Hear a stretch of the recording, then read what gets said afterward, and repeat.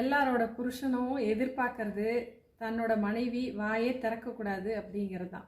வாயே திறக்காமல் இருக்கணும்னா ஊமையால் கூட முடியாதுங்க. அந்த காலத்துலலாம் படிச்சிருந்தாலும் கலாச்சாரம் வாழ்ந்தாதான் ஒரு பெண்ணுக்கு, புருஷன் கூட வாழ்ந்தாதான் ஒரு பெண்ணுக்கு பெருமை அப்படின்லாம் இருந்தது காலகட்டம். இனிமேல் வர்ற காலகட்டங்கள்லாம் படிக்காத பெண்களும் கிடையாது, தகுதியிலும் திறமையிலும் தன்னோட புருஷனை விடவே அதிகமாக இருக்கக்கூடிய பெண்கள் தான் இன்னைக்கு இருக்காங்க. உங்களோட மனைவி உங்களை எதிர்த்து பேசக்கூடாது, நீங்கள் என்ன செஞ்சாலும் அனுசரித்து போகணும் அப்படின்ற மனநிலையை கண்டிப்பாக வச்சுக்காதீங்க. பெண்கள் ஒன்றும் அடிமை இல்லை.